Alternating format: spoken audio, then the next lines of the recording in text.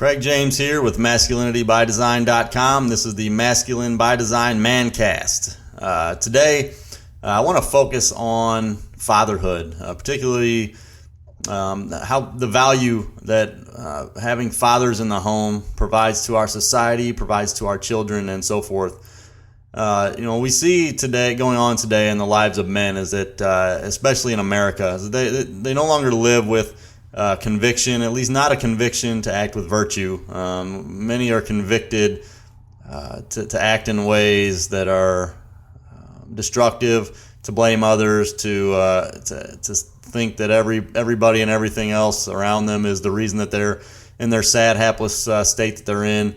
They lack courage to do the right thing, and they lack personal responsibility. Now, when it comes to America, I think that freedom and liberty, those are things that make us great, or at least they did. I think that each of those tenets are being eroded away kind of day by day here. I'm hoping that having Donald Trump in the White House might begin to reverse that trend a little bit, but we'll have to wait and see how that all plays out. But freedom and liberty are only really powerful. They're only really useful if they're used in a society of people who are convicted to do the right thing by and large. You can't have a society with a bunch of free people who are miscreants and deviants and who want to use that to their advantage but to the detriment of others. So these pillars of masculinity, this living virtuous, living with courage, having conviction to do what's right, having personal responsibility, these are the tenets that formed the foundation of what became the greatest society in the history of human civilization. I don't mean great just in terms of wealth. Yes, America ascended in wealth faster by far than any other civilization known in the history of human civilizations. But beyond that, it was also a moral society. It was a society that was charitable, a society that put value on life and wanted to do what was best for life by and large. And so we look at the character of men and how that has shaped America before, how it's shaping America today. Today it's shaping it in a negative way in a lot of respects. That masculinity that once made our men great is now reeling. It's not there. It's starting to make a comeback, I believe, and I think that over the next decade or so, I think that is going to continue to change. My personal prediction is that there are hard times on the horizon here for America and likely for many countries in the world. I think that the chickens are going to come home to roost with all of the socialist type policies that are being implemented, the unfettered immigration, and just allowing anybody and everybody from any country to kind of come and go at will. I think that this is going to lead to some hardships. But what we see throughout history is this cycle kind of repeats itself, where societies become weak, their men become weak, women kind of gain more influence. Nothing wrong with women having influence, but when men take a back seat, that's never a good thing. We see that throughout history. And when that happens, there usually are hard times that follow. And through those hard times, the masculinity of men is forced to kind of come back to the forefront. Those who've lost it or who choose not to embrace it, they fall off. They die off or they just become emasculated to such a degree that they're a non-factor. But those men who stick it out and who rekindle their masculinity, they become stronger by it. And after those hard times, societies almost always bounce back with a greater vibrance and productivity and better morality than before they went into that. So, I'm no prophet. I don't know what's going to happen, but that's what I see happening around us. Again, my hope is that God willing, that things change, they're reversed, and we can avoid having supreme hardships or severe hardships that are going to force our hand in this regard, and that men will just do the right thing and begin acting virtuous and courageous and bold and convicted and in alignment with the value that human life inherently has, being created in the image of God. So an axiom that I like to use is that, as men go, so goes a country. We look around societies today and throughout history, and we see that weak men form emaciated societies that are full of dependent, weak-minded civilians that lack self-control and a sense of personal responsibility. And then on the flip side, like I was talking about earlier with the foundation of America, it was founded by masculine men who mold societies that understand the inherent value of hard work, personal sacrifice, self-discipline, courage, and individual liberty. They understand that with freedom, you're giving up some securities. That's just the way it is. Having the freedom to own a firearm, you're going to give up the security that most of the people around you are unarmed. That's okay, because you are able to defend yourself. You're able to pursue your right of self-preservation by being able to have that equalizer on your hip. And so that's just one example. But having liberty and freedom, it doesn't mean that everything is safer. It just means that you will have the freedom to pursue life on your terms and do the things that you think are best for you and your family. And that type of society is only molded by masculine men, these emasculated beta males who want the government to provide for them and keep them safe from every consequence of every action that they ever commit. That it's sad, it's pathetic, and it's become a huge detriment to our society.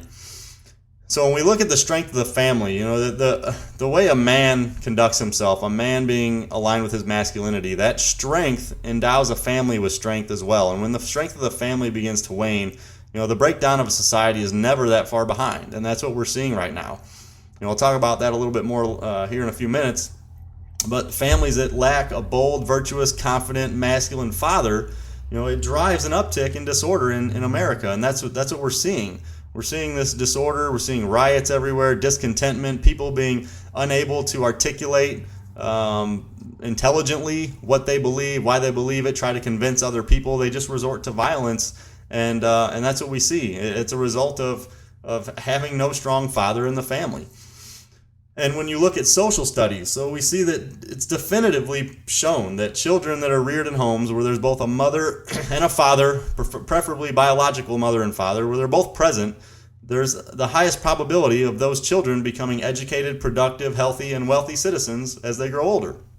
There's actually no greater indicator for determining whether a child will go on to be a productive member of society than the presence of a father in the home. And so we just look at statistics here. In America, 1 in 3 children in America are growing up in a fatherless household. And this problem is even more devastating to black children. Over 55% of black kids in America are raised in homes without a biological father present. And then what do we see? We see our society steeped in turmoil and unrest, especially within the black communities. Some people might try to place this consequence on other things, but I think this is a direct consequence of fathers shirking their responsibility to care for the lives that they brought into the world, to raise the children that they created. So boys, they need masculine fathers in their lives to teach them, to exemplify for them how to be a virtuous provider, creator, problem solver, and leader who takes responsibility for his actions, who doesn't lash out in violence at everything that doesn't go his way. Without a father to pass down these masculine principles, these children, they have to find their masculinity, or what they think would be their masculinity, elsewhere. They have to look to the outside world to teach them what it means to be masculine, and that's what most of our boys here in America are doing today.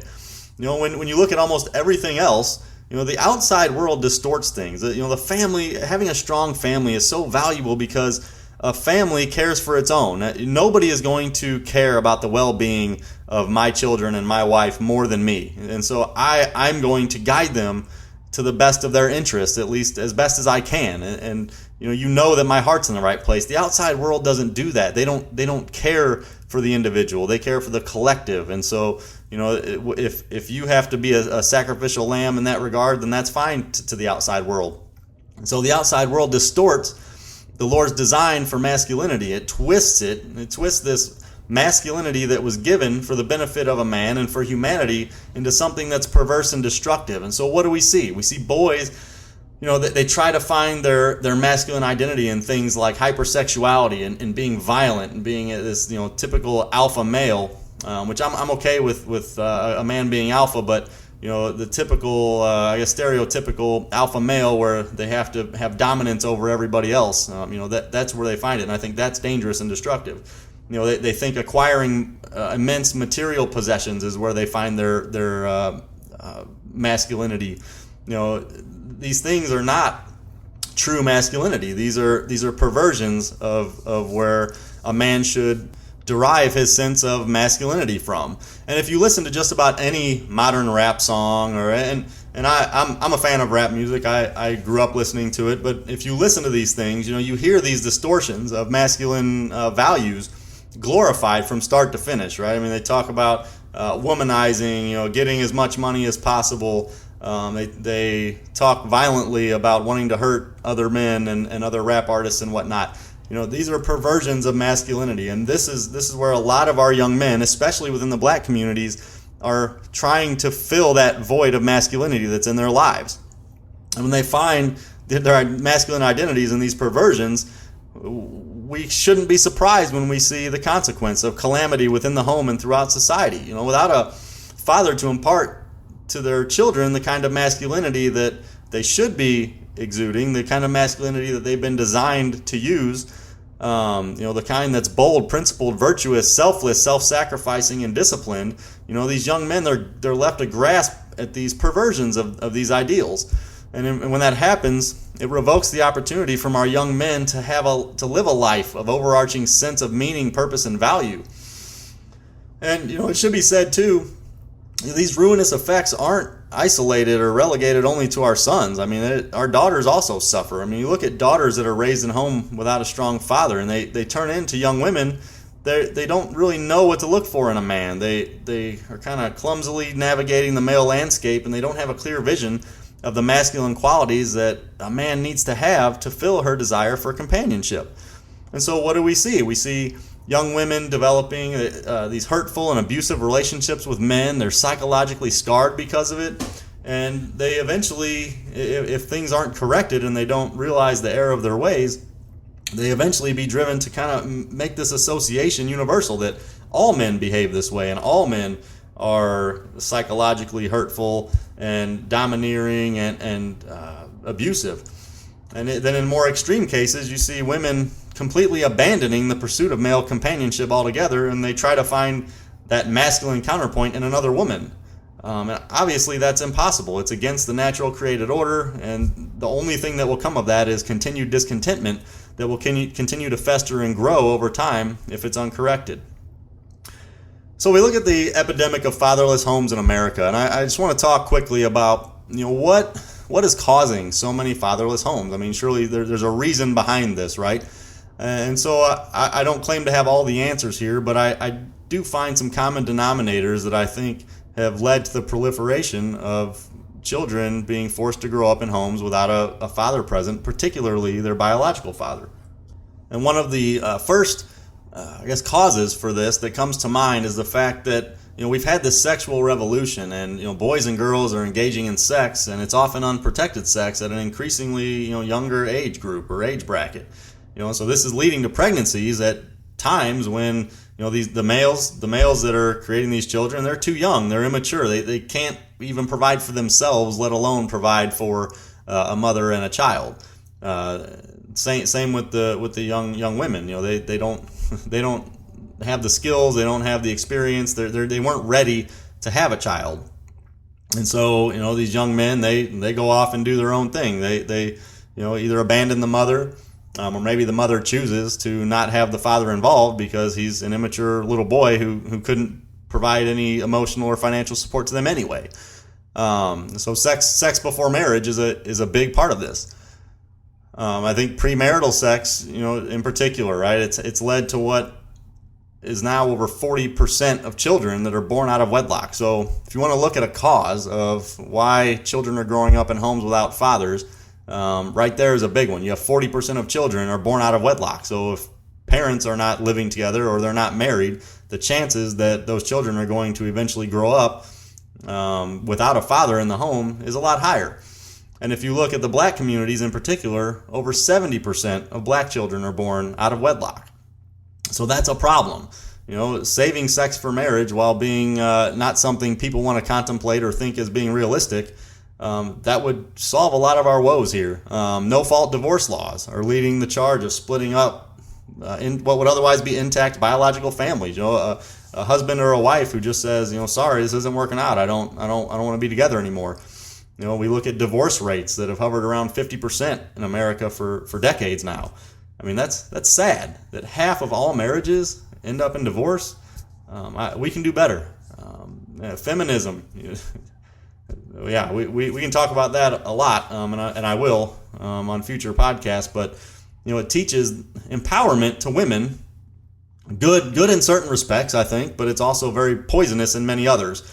And one of the aspects of feminism is teaching women that they don't need a man. They don't need a man in their life. They don't need a man to raise their children. So they don't feel that father is any benefit to them. Now, I will admit that women can certainly raise a child without the father present, but they're simply delusional if they think that their children are better off or the same as a result. They're not. That decision that they're making to raise their children without their father present, that is damaging their children. That is hurting their opportunity for success, the likelihood that they're going to go on to be productive citizens, that they're going to be healthy. And I'm going to give some statistics that powerfully speak to that here in a few minutes.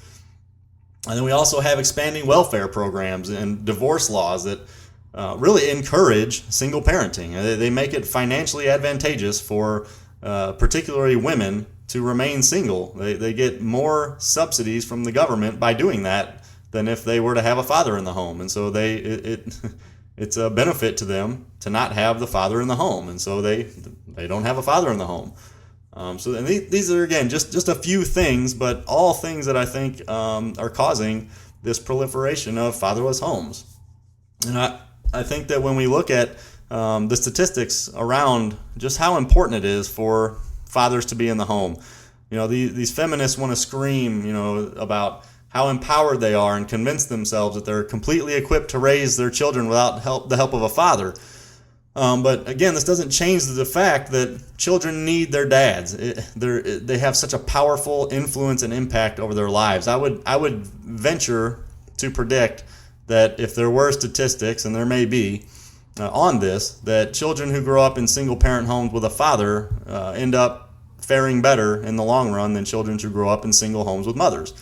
That's not misogynistic. That's not mean to be sexist. It's just that men provide leadership and conviction that some women do, but a lot of women don't. Women, they take care of their children emotionally. They coddle them, and I don't mean that word negatively. I think children need to have that emotional stability. They need somebody to care for them emotionally, but they also need that counterbalance of a father who's going to talk to them logically and give them sound direction, advice, and be an example to them of how to live their lives in a way that's virtuous and will prove to be a benefit to them as they grow older.